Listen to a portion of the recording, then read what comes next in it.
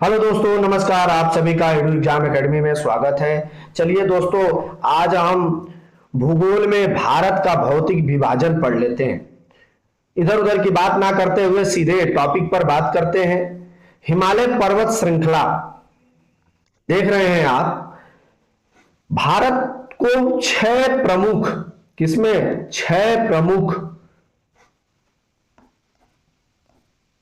भागों में बांटा गया है। छह प्रमुख भागों में, इसलिए भाग में हम बांट करके पढ़ते हैं ताकि हम अच्छे तरीके से समझ पाए और उनकी पूरी विशेषता समझ पाए। नदियां, पर्वत, पठार, चोटियां, है ना, सब कुछ अच्छे तरीके से समझने वाले हैं।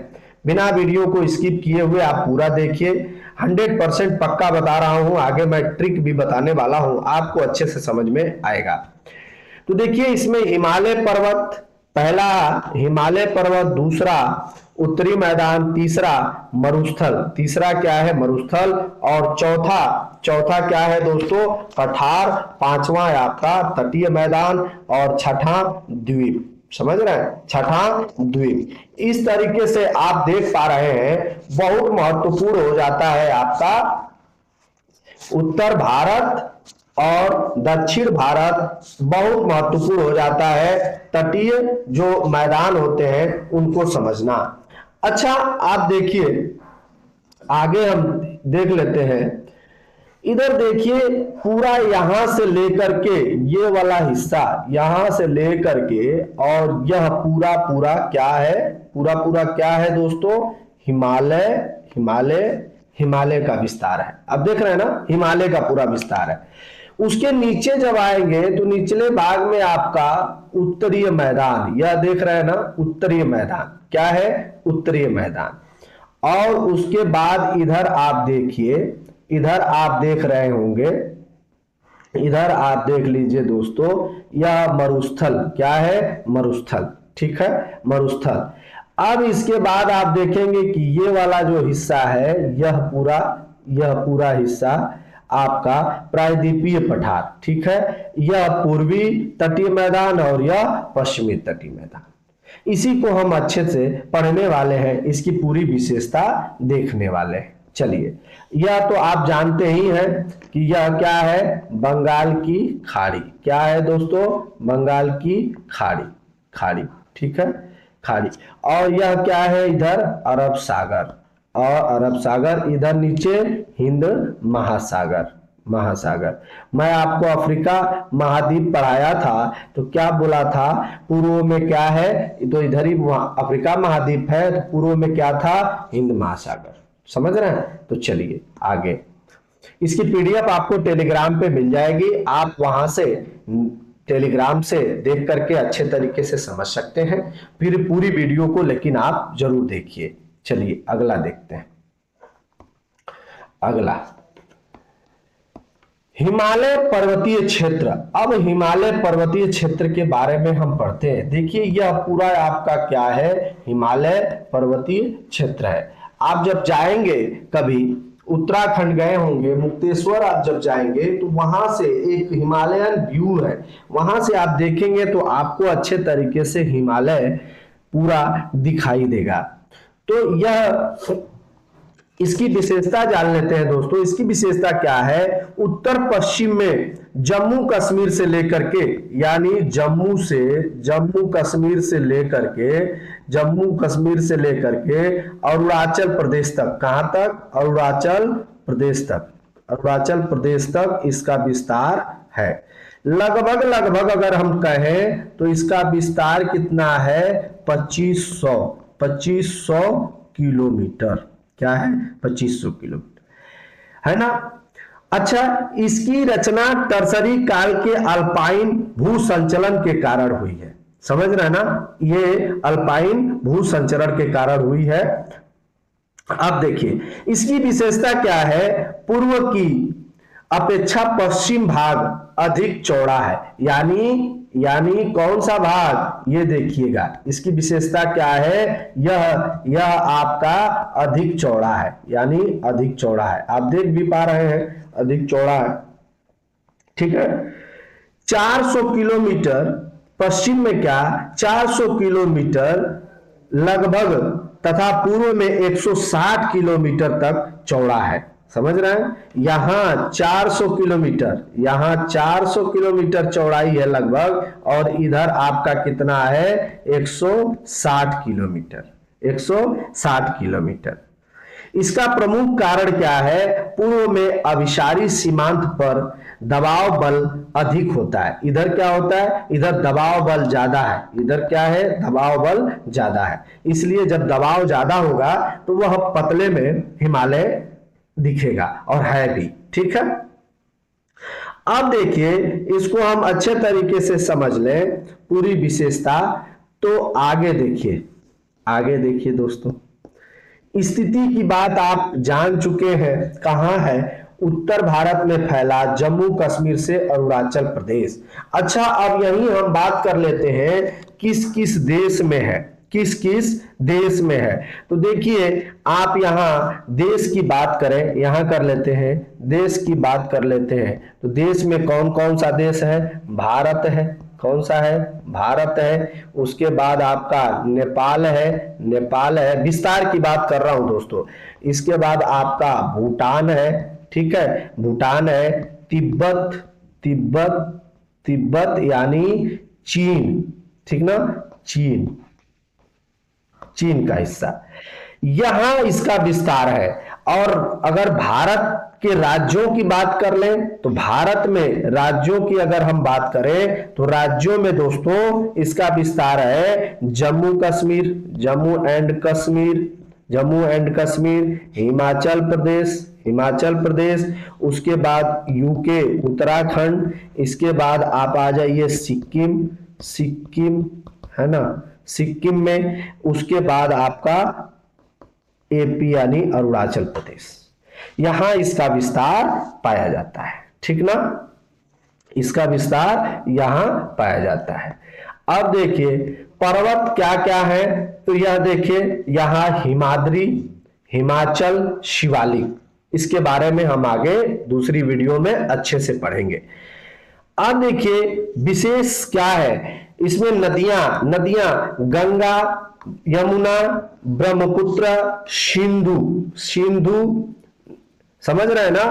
अब देखिए गंगा, यमुना, ब्रह्मपुत्र, यह नदी जो है आपकी बहुत महत्वपूर्ण नदियां हैं। और हिमालय की नदियां कैसी नदियां हैं, हिमालय की नदियां कैसी नदियां हैं दोस्तों, यह सतत वाहिनी, सतत वाहिनी, सतत वाहिनी है। क्या है, सतत वाहिनी, सतत वाहिनी है। ठीक ना, सतत वाहिनी यानी हमेशा इसमें जल भरा होता है, जल हमेशा रहता है, जल हमेशा, हमेशा आप पाएंगे। ठीक है, ठीक। अब देखिए आगे प्राकृतिक विशेषताएं इसकी क्या है। प्राकृतिक विशेषताओं में बर्फ से ढके पर्वत, यह बर्फ से ढके रहते हैं, हमेशा ढके रहते हैं। अब देखिए ग्लेशियर, यहां आप ग्लेशियर पाएंगे, समझ रहे हैं ना, ग्लेशियर आपको देखने को मिलेगा। तो ग्लेशियर में आपको मैं बता दूं दोस्तों, ग्लेशियर मैं आपको अच्छे तरीके से अलग से कराने वाला हूं और ग्लेशियर को क्रम वाइज तैयार कराने वाला हूं, समझ रहे हैं ना। तो ग्लेशियर को आप समझिएगा, ग्लेशियर पाए जाते हैं, हिमनद, ग्लेशियर को क्या बोल देते हैं, हिमनद, क्या बोलते हैं, हिमनद। ठीक, गहरी गहरी घाटियां यहां है, इसकी विशेषता है। ठीक है, यहां और क्या क्या पाया जाता है, तो यहां देखिए वन पाए जाते हैं। कैसे वन पाए जाते हैं, देवदार जो बड़े बड़े होते हैं, चीड़, चीड़ पाए जाते हैं। वन पूछ लेगा हिमालयन क्षेत्र में कौन कौन सा वन पाया जाता है, तो देवदार, चीड़, इस टाइप के वन पाए जाते हैं। जानवर कौन, हिम तेंदुआ, हिम मतलब क्या होता है, हिम मतलब बर्फ, तेंदुआ बर्फीली तेंदुआ, भालू पाए जाते हैं, समझ रहे हैं। जल स्रोत प्रचुर होता है, यानी वही क्या, सतत वाहिनी होती हैं। अब देखिए जनजातियां, जनजातियां कैसी हैं यहाँ, यहाँ जनजातियां भोटिया है, शेरपा है, गद्दी है। कौन कौन सी, भोटिया, शेरपा, गद्दी। है ना। अब देखिए महत्व क्या है हिमालय का, हिमालय पर्वतीय क्षेत्र का महत्व क्या है, जलवायु नियंत्रण। अच्छा, हिमालय का मैं महत्व अच्छे तरीके से एक वीडियो में आपको बताऊंगा, हिमालय का क्या क्या महत्व है। हिमालय जलवायु नियंत्रण इसलिए कि जब मानसूनी हवाएं जब चलती हैं तो इससे टकरा करके उत्तर भारत में क्या करती हैं, उत्तर भारत में वर्षा होती है, उत्तर भारत में वर्षा होती है। उत्तर भारत में वर्षा किसके कारण होती है, आप देखिए हिमालय से, हिमालय के कारण। अगर हिमालय नहीं रहता तो क्या होता, इतना बर्फ पिघलता कि हम सभी लोगों को इतना सर्दी और इतना पानी के बहाव से बाढ़ आ जाता कि बहुत सारी समस्याओं का समाधान नहीं कर पाते हम, समझ रहे हैं। तो चलिए हिमालय का कितना महत्वपूर्ण योगदान है आपको अगले वीडियो में मैं बताने वाला। अब सुरक्षा के दृष्टिकोण से बहुत महत्वपूर्ण है, मैंने जैसा कि आपको बताया। पर्यटन, यहाँ हजारों लाखों की संख्या में लोग जाते हैं पर्यटन और घूमते हैं, मजे लेते हैं, आनंद प्राप्त करते हैं। अब देखिए हम उत्तर भारत पढ़ेंगे, उत्तर भारत में उत्तरी मैदान पढ़ेंगे। क्या पढ़ेंगे, उत्तरी मैदान। अब हम नीचे उतर आए हैं, नीचे जब उतरते हैं तो यह देखिए मैदानी इलाका है। क्या है, पूरा मैदानी इलाका है। यह नदी है या नहर है, नहर कह लीजिए, नदी कह लीजिए, है ना। यह मैदानी इलाकों में नदी बह रही है, यह पूरा मैदानी इलाका है। अब यहाँ देखिए खेती की गई है, आप पहचान रहे हैं गेहूं की खेती है, क्या, गेहूं की खेती की गई है। तो इसी प्रकार से अब उत्तरी मैदान की हम विशेषता पढ़ लेते हैं। यह कहाँ है, हिमालय के दक्षिण में, दक्षिण में आप जानते हैं ना, यह क्या है उत्तर, यह क्या है पूरब, यह क्या है दोस्तों पश्चिम, और यह दक्षिण, यह क्या है दक्षिण, और यह क्या है आपका पश्चिम, ठीक है। तो इसके दक्षिण में किधर किधर किधर दोस्तों, इसके दक्षिण में, दक्षिण में, ठीक है, दक्षिण में, इसके दक्षिण में, इसके दक्षिण में क्या है आपका समतल क्षेत्र है। मैंने बताया ना यह मैदानी क्षेत्र है, क्या है, मैदानी क्षेत्र है, मैदानी क्षेत्र है, समतल है। तो इसकी विशेषता जानते हैं। नदियां कौन कौन सी इसमें है, कौन कौन सी नदियां बहती हैं, गंगा, गंगा नदी निकलती कहां से है, गंगोत्री से, ग्लेशियर गंगोत्री, सतोपथ पर्वत। आप जा करके मेरी वीडियो देख लीजिए। गंगा, यमुना को मैं अच्छे से बताया हूं, यमुना कहां से निकलती है। ब्रह्मपुत्रा को आप जा करके देख लीजिए, वीडियो के प्लेलिस्ट में आपको दिखेगा, आप अच्छे तरीके से समझ लीजिए। अब देखिए प्राकृतिक विशेषताएं क्या है, उपजाऊ जलोढ़ मिट्टी है। क्या है यहाँ, उपजाऊ जलोढ़ मिट्टी है। समतल भूमि है, यहाँ समतल भूमि यानी खेती करने योग्य भूमि है यहाँ, ठीक है। मैदानी इलाकों में यहाँ क्या क्या पाया जाता है, तो यहाँ फसलें, गेहूं, देखिए यहाँ आपको फसलों में गेहूं, धान, गन्ना, यह सब आप उपजाते हैं, आपको आसानी से प्राप्त हो जाता है, समझ रहे हैं। चलिए चलिए भैया, इसके बाद अगला हम देखते हैं। यहाँ नदियां, नहरें आपने देख लिया, जल के स्रोत क्या हैं, नदियां हैं, नहरें हैं, जल के स्रोत हैं। जनजातियां कौन कौन सी पाई जाती हैं, इसको हम देख लेते हैं। जनजातियां कौन कौन सी पाई जाती हैं, यहाँ देखिए आप देख रहे हैं थारू यानी तराई क्षेत्र में, थारू, संथाल, यह बहुत महत्वपूर्ण जनजातियां हैं, इसको आप याद कर लें। कृषि के दृष्टिकोण से बहुत महत्वपूर्ण है, कृषि का मुख्य क्षेत्र है, जनसंख्या यहाँ अधिक है। तो जब जनसंख्या अधिक होगी तो खाद्यान्न की आवश्यकता होगी, अधिक से अधिक हमको क्या चाहिए, खाद्यान्न चाहिए। अब देखिए थार मरुस्थल की बात करते हैं, क्या करते हैं दोस्तों, थार मरुस्थल की बात करते हैं, थार मरुस्थल। अच्छा, थार मरुस्थल में क्या हम बात करेंगे, आप समझिएगा। थार मरुस्थल में हम बात करते हैं, बहुत आसान है, कुछ भी कठिन नहीं है, सिर्फ आप समझते जाइए, आप समझते जाइए दोस्तों, आपको बहुत आसान लगेगा, समझ रहे हैं। तो ये देखिए थार मरुस्थल की विशेषता आप देख रहे हैं, ऊंट को आप क्या कहते हैं, रेगिस्तान का जहाज कहते हैं। क्या कहते हैं, रेगिस्तान का जहाज कहते हैं, आप बचपन से पढ़ते आ रहे हैं। यहाँ देखिए नागफनी है, क्या है, नागफनी, नागफनी, ठीक है। तो इस प्रकार से हम थार के मरुस्थल को पढ़ेंगे, स्थिति जानेंगे। स्थिति इसकी क्या है, राजस्थान के पश्चिमी भाग में। अच्छा, यह आपका मैप है भारत का, भारत का यह मैप है। यह मैप को समझिएगा, यही आपका क्या है, राजस्थान है, क्या है, राजस्थान है, राजस्थान, ठीक है। और राजस्थान का जो यह भाग है, पश्चिमी भाग है, इसी को हम देख रहे हैं। यही क्या है, मरुस्थल है, क्या है, मरुस्थल है, थार मरुस्थल, यही थार मरुस्थल है। यहां से आपका अरावली जाती है ना, जो अरावली है यहीं से आपकी जाती है। प्राकृतिक विशेषताओं में अगर हम देखें तो रेत के टीले, क्या है, रेत के टीले, कम वर्षा, यहां क्या होता है भैया, 25 सेंटीमीटर, क्या, 25 सेंटीमीटर वार्षिक वर्षा होती है, बहुत कम, बहुत कम। कहाँ, जैसलमेर, कहाँ, जैसलमेर में बहुत कम, जैसलमेर, जैसलमेर में बहुत कम वर्षा होती है, कम वर्षा होती है, समझ रहे हैं। अब देखिए, अब बात को समझिएगा। यह जो भाग है आपका बहुत महत्वपूर्ण इसलिए हो जाता है ना, इसलिए महत्वपूर्ण हो जाता है कि यहां गर्म जलवायु पाई जाती है। कौन सी, गर्म जलवायु पाई जाती है। यहाँ और क्या क्या पाया जाता है, चलिए जान लेते हैं। अभी आप ऊपर देखें, कटीली झाड़ियां पाई जाती हैं, जानवर ऊंट पाए जाते हैं, सांप पाए जाते हैं। और खनिज में आप देखेंगे तो यहाँ देखिए भैया, आप यहाँ देख पा रहे होंगे तांबा, तांबा, तांबा बहुत ज्यादा पाया जाता है, तांबा, ठीक है।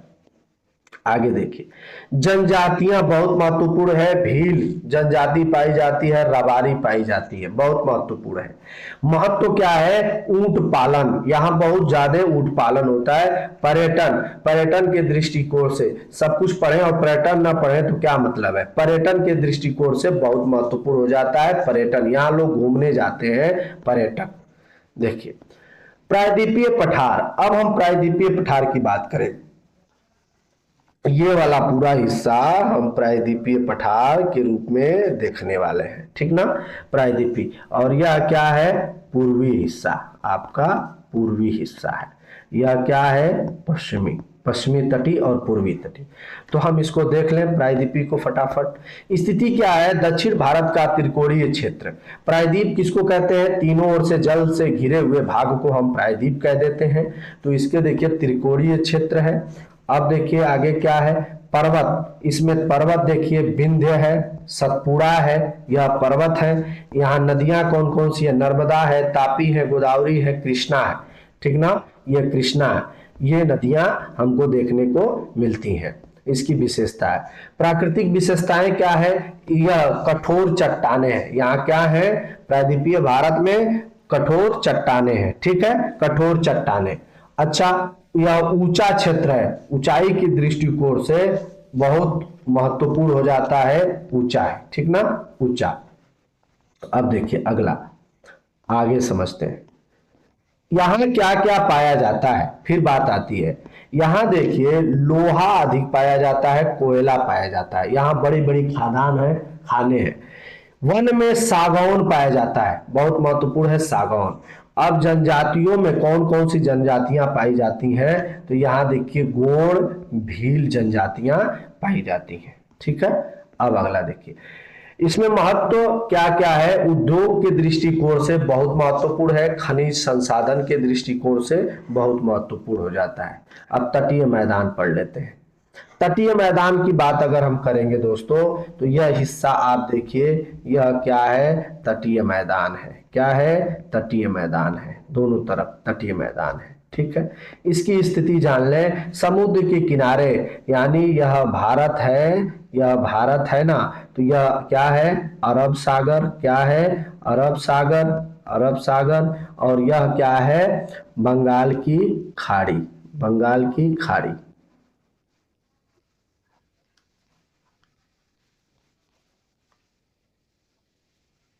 ठीक ना, बंगाल की खाड़ी। अब देखिए अगला, अब देखिए यहाँ नदियां कौन कौन सी हैं, ये आप देख लीजिए, महानदी, गोदावरी, कावेरी, महानदी, गोदावरी और कावेरी। अब इसके बाद देखिए प्राकृतिक विशेषताएं इसकी क्या है। प्राकृतिक विशेषताओं में देखिए दोस्तों, प्राकृतिक विशेषता इसकी आपकी समतल क्या क्या है, देखिए प्राकृतिक विशेषताओं में देखिए क्या क्या है दोस्तों, समतल भूमि है, क्या है, समतल भूमि, डेल्टा क्षेत्र, डेल्टाई क्षेत्र है, और क्या क्या पाया जाता है यहाँ, मछली का बहुत ज्यादा आप देखेंगे कि मछली पालन होता है, नारियल, नारियल के लिए किसके लिए महत्वपूर्ण कहाँ क्या है, मैं आपको अच्छे तरीके से अगली वीडियो में बताने वाला हूं। अब देखिए आप आगे, जनजातियां, यहाँ मछुआरा समुदाय पाया जाता है, ठीक है।